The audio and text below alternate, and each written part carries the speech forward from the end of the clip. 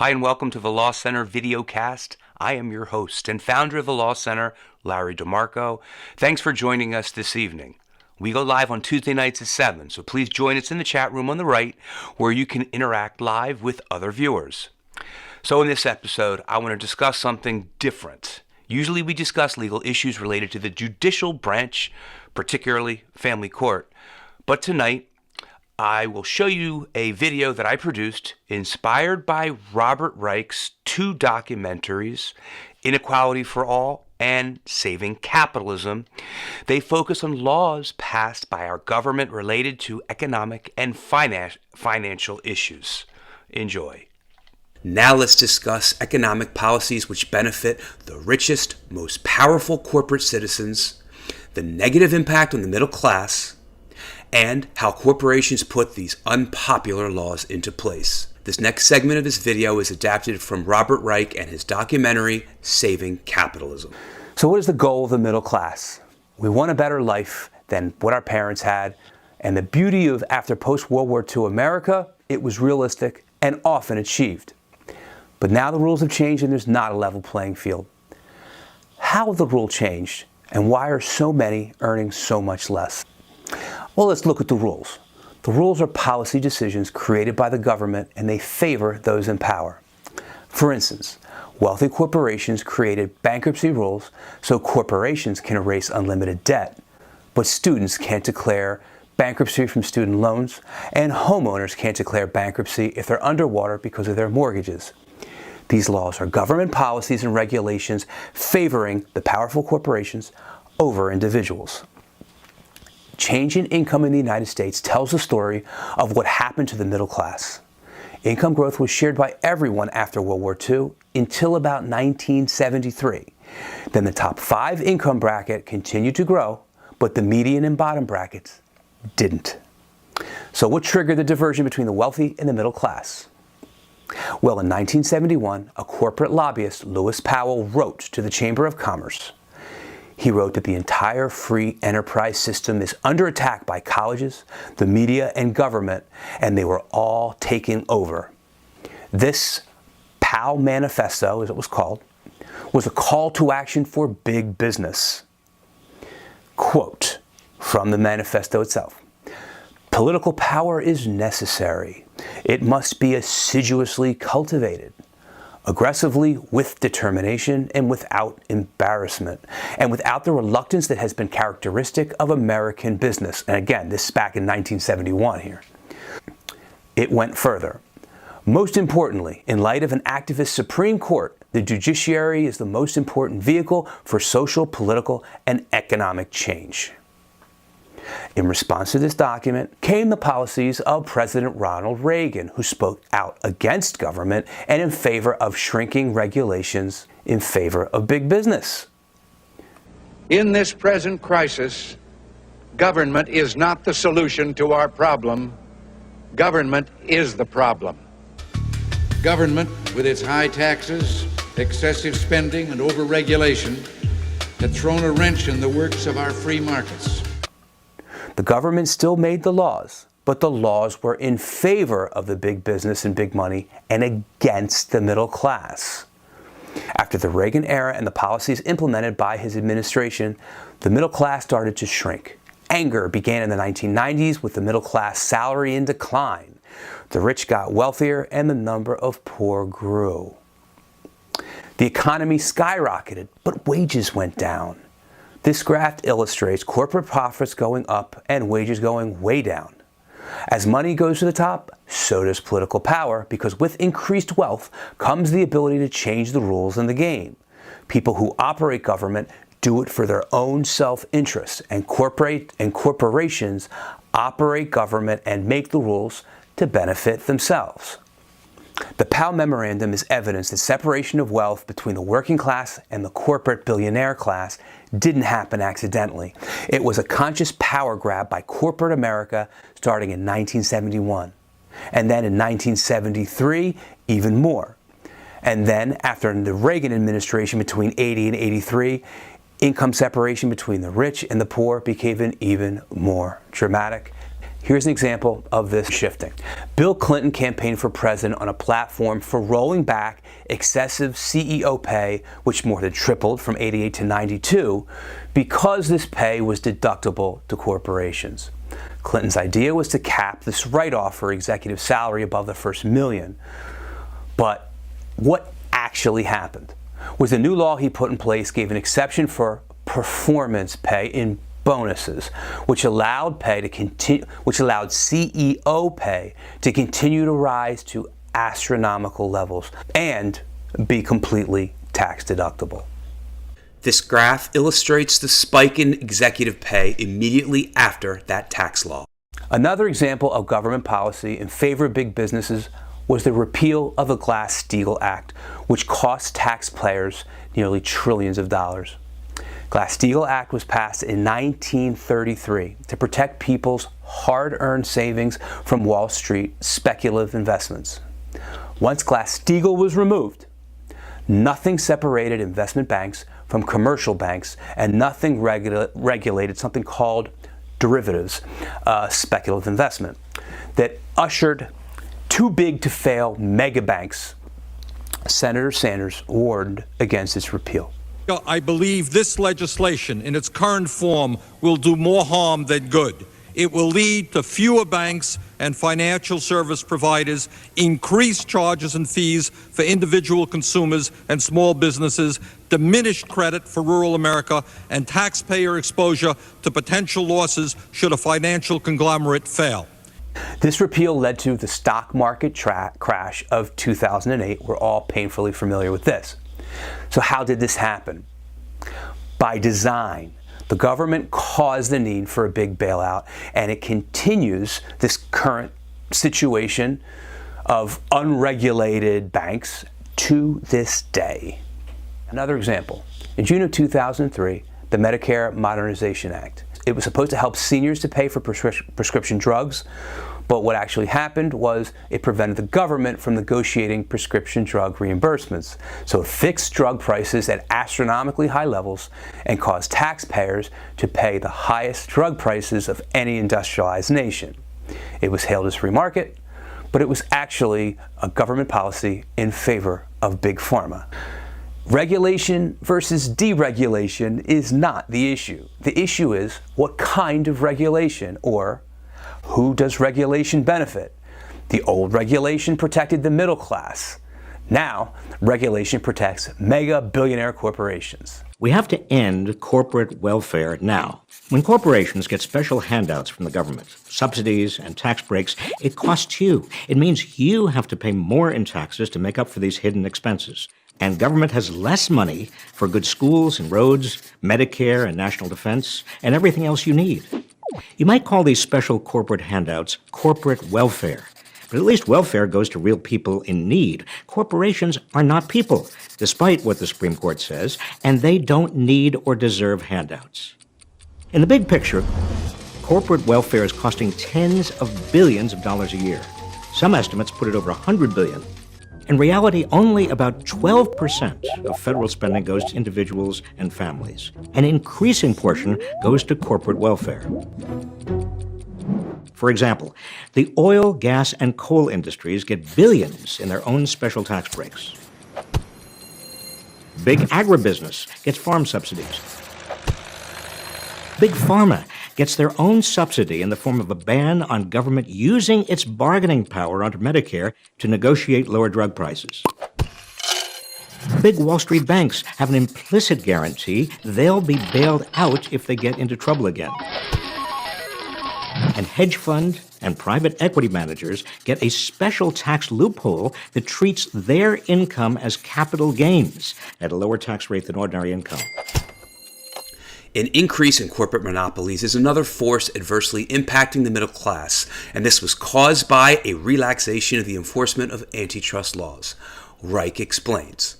Monsanto alone owns the key genetic traits to more than 90% of the soybeans planted by farmers in the United States and 80% of the corn, which means Monsanto can charge farmers much higher prices.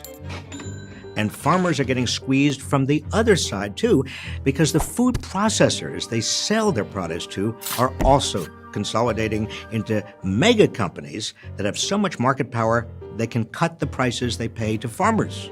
This doesn't mean lower food prices to you.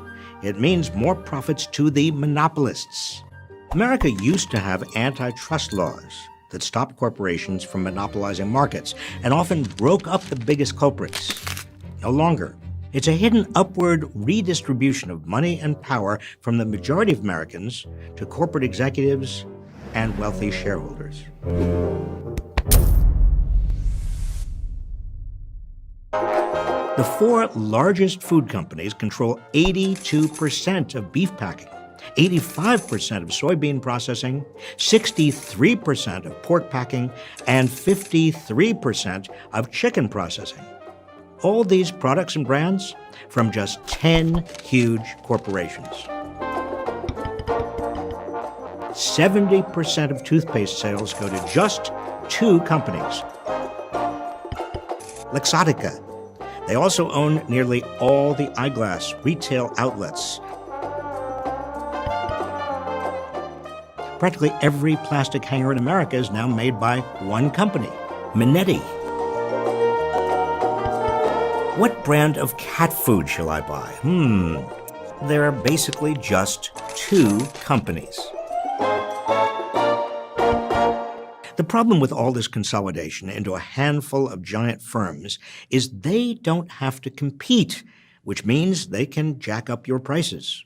Drug companies, in effect, pay the makers of generic drugs to delay cheaper versions. Such pay-for-delay agreements are illegal in other advanced economies, but antitrust enforcement hasn't laid a finger on them in America. They cost you and me an estimated $3.5 billion a year. Well, health insurers are consolidating too, which is one reason your health insurance premiums, co-payments, and deductibles are soaring. Massive consolidation into a handful of giant businesses is going on all over. You think you have lots of options for booking discount airline tickets and hotels online? Actually, you have only 2. Expedia merged with Orbitz, so that's one company. And then there's Priceline.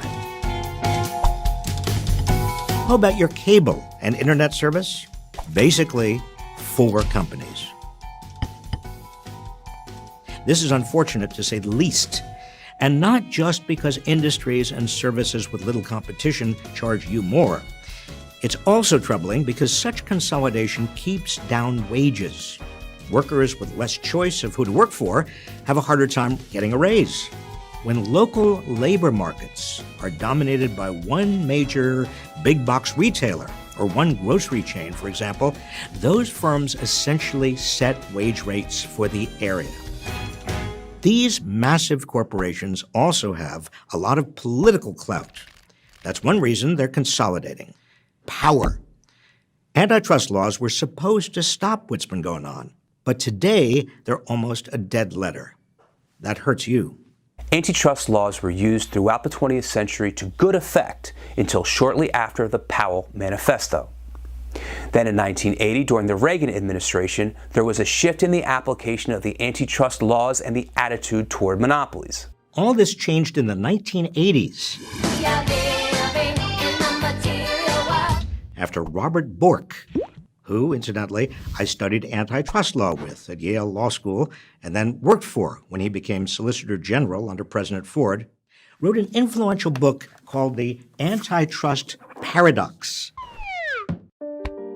which argued that the sole purpose of the Sherman Act is consumer welfare, which means that mergers and large size almost always create efficiencies that bring down prices and therefore should be legal. Bork's ideas were consistent with the conservative Chicago School of Economics and found a ready audience in the Reagan White House. Since then, even under Democratic administrations, antitrust has all but disappeared. We're seeing declining competition even in cutting-edge, high-tech industries. In the new economy, information and ideas are the most valuable forms of property. This is where the money is. We haven't seen concentration on this scale ever before. Google and Facebook are now the first stops for many Americans seeking news. Meanwhile, Amazon is now the first stop for more than half of American consumers seeking to buy anything. Talk about power. Contrary to the conventional view of an American economy bubbling with innovative small companies, the reality is quite different. The rate at which new businesses have formed in the United States has slowed markedly since the late 1970s. Big tech's sweeping patents, standard platforms, fleets of lawyers to litigate against potential rivals, and armies of lobbyists have created formidable barriers to new entrants. Google's search engine is so dominant, Google has become a verb. Have you Googled her yet? Willow, she's 17. It's a search engine. The European Union filed formal antitrust charges against Google, accusing it of forcing search engine users into its own shopping platforms. It fined Google a record $2.7 billion. But not in America. Remember, economic and political power cannot be separated because dominant corporations gain political influence over how markets are organized, maintained, and enforced, which enlarges their economic power further. One of the original goals of the antitrust laws was to prevent this. Big tech, along with the drug, insurance, agriculture, and financial giants, dominates both our economy and our politics. It is time to revive antitrust. We've discussed how the extreme shift in financial wealth away from the middle class into the hands of corporations and the 1% was the result of passing laws. This begs the question, how did this happen? How did a democratic government pass laws which harm the vast majority of its citizens? The answer is with lobbyists. A nonprofit called Represent Us explain the process of how corporations influence lawmakers to pass grossly unpopular laws. Number 1. So, if you're a politician, you have to raise an obnoxious amount of money just to run for office. And one of the easiest ways to raise that kind of cash is by turning to lobbyists. Alright, so here's how it works. Let's say you are a big bank. Now, you want to get a senator on the banking committee to vote your way on an upcoming bill. So the easiest thing you could do would be to just, bribe him. I mean, you could give $100,000 directly to his re-election campaign, nice and clean. But unfortunately for you, that is super illegal, I hope. Yep, still super illegal. So instead, you're gonna hire yourself a lobbying firm to serve as the middleman for what would, in any sane universe, basically just be a bribe. Your lobbyist can legally organize a swanky fundraiser that brings in $100,000 for the senator's re-election campaign, and at that fundraiser, your lobbyists can just happen to have a friendly chat with the senator's staff about your feelings on banking policy. At the end of the day, the senator is still up $100,000, he still knows exactly where that $100,000 came from, and he knows which ways to vote if he wants the money to keep on flowing. But this time, nobody's broken any laws. Pretty sweet scam, right? This is a hugely common practice, and it helps explain the next item on our list. Number 2. So, in many cases, lobbyists actually write our laws. Literally. For example, let's take a look at the 2014 Omnibus Budget deal. Now, Congress used this deal to secretly put taxpayers back on the hook to bail out banks that engage in risky derivatives trading. Yes, derivatives. You might remember them from such things as causing the 2008 financial crisis, nearly destroying the economy of the United States, and almost causing Western civilization to fold in on itself. So yeah, that happened. Now, 70 of the 85 lines that put taxpayers back on the hook for these derivatives trades were cut and pasted word for word from model legislation that was drafted by Citigroup lobbyists. Citigroup, quite literally, wrote its own rules. And this isn't just a problem with the big banks. Like, just last week we reported on how lobbyists for the chemical industry may have authored an entire portion of a bill that shuts down efforts to crack down on toxic chemicals. This kind of behavior happens every single day. Number 3. So lobbyists routinely offer members of Congress and their staffers lucrative jobs at their firms or their clients' companies once they leave office. This practice is often called the revolving door, and it works like this. When we would become friendly with an office and they were important to us, I would say, or my staff would say to him or her at some point, you know, when you're done working on the Hill, we'd very much like you to consider coming to work for us. Now, the moment I said that to them, that was it. We owned them. And what does that mean? Every request from our office, every request of our clients, everything that we want, they're going to do. Yeah, just let that sink right in. This practice has become crazily common. In the 1970s, less than 5% of retiring legislators went on to become lobbyists. Now, half of all retiring senators and a third of retiring House members do. And it's hard to overemphasize how tempting a revolving door gig can be. Congressmen who go on to become lobbyists get, on average, a 1,452% raise. 1,400%! I mean, can you imagine what that kind of raise would do for you at, say, your job? Number 4. So thanks to loopholes in how federal law defines what a lobbyist actually is, many elected officials go on to take what are effectively revolving door lobbying jobs without ever having to officially register as lobbyists. Now, researchers estimate that there's actually twice as much lobbying as what's publicly disclosed. That makes lobbying a $7 billion a year industry, and it means that only half of the people who are being paid to influence our elected officials are required to follow what few rules there actually are. Number 5. So possibly the most upsetting part of all of this is how ridiculously effective lobbying is. One study found that for every dollar a company spends on lobbying, it gets $220 back in tax savings. I mean, that's crazy. That is a 22,000% return on investment. And it works really well for both sides of the aisle, which is why top lobbying firms raise big money for both Republicans and Democrats, usually at the same time. Like right this second, there is a lobbying firm in DC called Aiken Gump. Its roster is full of former members of Congress, and its clients include massive companies like the Chamber of Commerce, Monsanto, Boeing, and foreign governments like the United Arab Emirates and Japan. So let's summarize this. Through lobbyists, number 1, bribery is legal. Number 2, as a result of the bribery, big businesses write their own laws and regulate their own industries. Number 3, the bribe takes the form of a job offer worth an average of about $2.5 million a year. Number 4, we can't identify half the lobbyists, and it's an estimated $7 billion per year industry at the federal level alone. And number 5, for every dollar spent, there's a return of $220 in tax saving. So let's do the arithmetic. If it's a $7 billion per year industry and you get 220 times your money back in tax saving for every dollar spent, there's an estimated $1.5 trillion of undue influence exerted at the federal level of government every year. Let's say that again. $1.5 trillion of undue influence of bribery exerted on our federal government per year. This is bad. So what do we do? What is our call to action?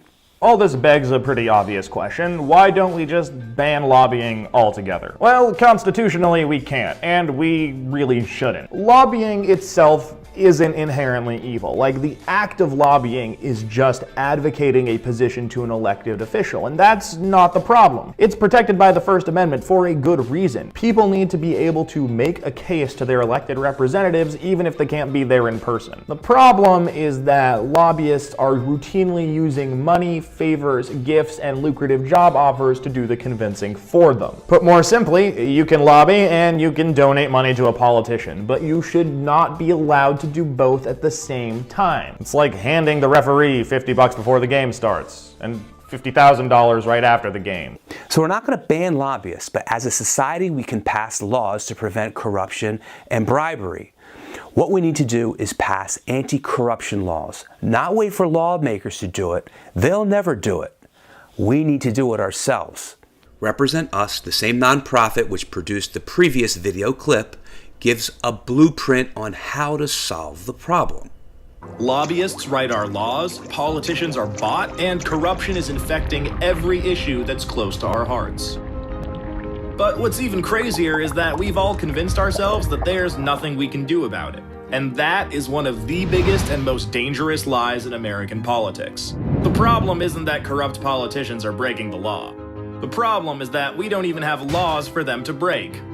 Right now, corruption is legal in America, and that is something we can fix. Here's exactly how we do it. Right now, it's perfectly legal for special interests to hand huge checks to the members of Congress who regulate them. It's perfectly legal for those same members of Congress to pass laws to help out lobbyists who offer them a cushy job when they leave office. And that's just the tip of the iceberg. From million-dollar bundlers to the threat of a super PAC smear campaign, there are literally dozens of perfectly legal ways to buy a public official. But that makes the solution pretty obvious. Make corruption illegal. All of it. And that is where the American Anti-Corruption Act comes in. It introduces a strict set of ethical standards, so if you're an elected official on, say, the Senate Banking Committee, you can't take donations from banking lobbyists. It mandates full transparency, so the American people know exactly who's trying to buy our elected officials. It changes how elections are funded, so clean candidates can win without selling out to special interests. And it does all of this while protecting the people's right to free speech. That's because the act was written by top constitutional scholars, conservative and liberal alike, to stand up to the toughest scrutiny. You can read the full text of the act at anticorruptionact.org. And speaking of the Constitution, let's talk about a little Supreme Court ruling called Citizens United. Here's the thing. While a constitutional amendment to overturn Citizens United would help clamp down on those shady groups with names like Americans for Freedom and Jobs and More Freedom, it wouldn't fix any of the problems we talked about before. You could pass that amendment tomorrow and the bribery, the extortion, the conflicts of interest, all of it would still be legal. But in a weird way, that's actually good news because it means we can solve a huge part of this problem with a plain old law. The question is, how do we get it passed? I mean, asking Congress to do it is like asking a fox to put a lock on the henhouse. The greasy, dirty, disgusting fox. And also, the fox is a congressman and not a fox at all. Look, my point is, we can go around Congress using a little something called the ballot initiative process. It lets citizens pass laws ourselves, no politicians required. All we have to do is gather enough signatures, put anti-corruption acts up to a simple public vote, and we can start fixing the corrupt system right at home. Here's our plan, in 5 steps. First, we'll need a law to pass. One that, actually fixes things. Okay, Anti-Corruption Act. Check.